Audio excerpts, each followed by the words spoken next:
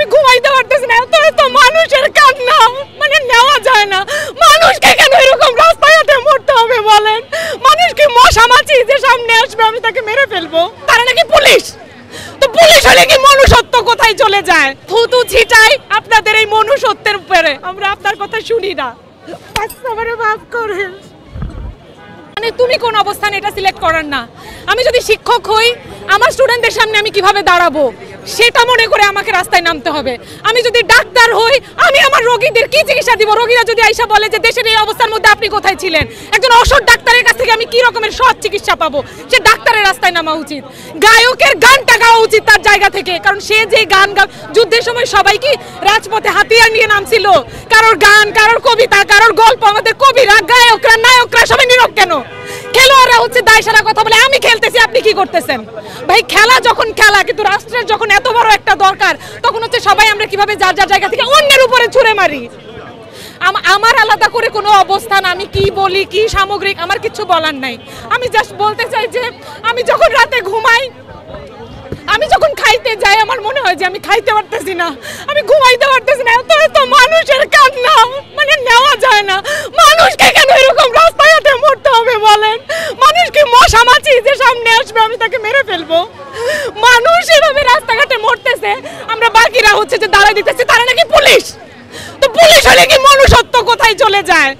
আর সেই পুলিশদেরকে যারা হচ্ছে হুকুম করে, যারা উপরে গদিতে বসে আছে, তারা কি আমারে বলেন? আমি একটা সাধারণ মানুষ, আমি কটা বাচ্চারে পড়াই। বাচ্চাগুলো যখন আমাকে প্রশ্ন করে ম্যাম আপনি আন্দোলনে গেছেন, ম্যাম আপনি কি বলছেন, আমাদের হয়ে কি বলছেন, অথচ আমরা যখন হাঁটি আমাদের শিক্ষকরা হচ্ছে মুখ লুকায় লুকায় চলে যায়। সেই শিক্ষকদের ক্লাস হচ্ছে পরবর্তী প্রজন্ম কেমনে করবে? থুতু ছিটাই আপনাদের এই মনুষ্যত্বের উপরে, আপনাদের নাটক, সিনেমা, গান, কবিতা, অমুক তমুক, শিল্প চর্চা সবকিছুর উপরে দিক। যখন আসলে আপনার এই শিল্প কোনো কাজে আসে না, আপনি ঘরে বসে থেকে থেকে আরেকজনের উপরে দায়িত্ব দেন যে তুমি যাও।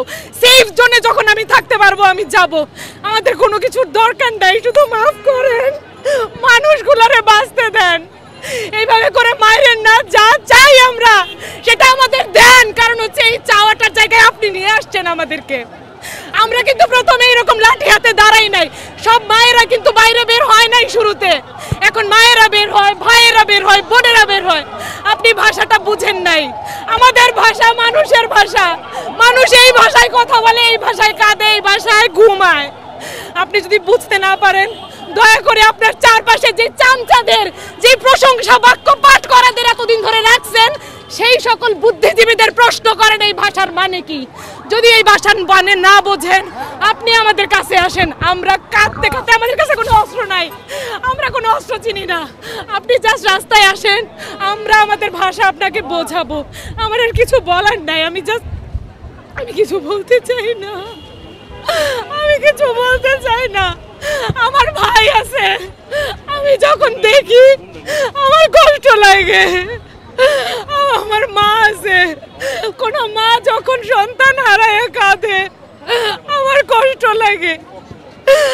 আমি শারীরিকভাবে অসুস্থ, কিন্তু আজকে এখানে আমি আসছি, আমার মনে হয়েছে যে না, ওই সকল মা বোন ওদের কাছে যে আপনারা সাংবাদিকরা, আপনারা তো মানুষ চিনে চিনে যান, আপনারা ওই সকল মা বোনদের কাছে গেলে হয়তো তাদের ভাষা নাও বুঝতে পারেন, কিন্তু আমি পারি না। আমি এখানে ওই মায়ের, ওই বোনের, ওই ভাইয়ের, ওই শিক্ষকের, ওই ছাত্রের, যেই শিক্ষকদের গায়ে আক্রমণ করা হয়, যেই ছাত্রদের গায়ে আক্রমণ, সবার হয়ে বলতেছি প্লিজ আপনি আমাদের কথা শোনেন।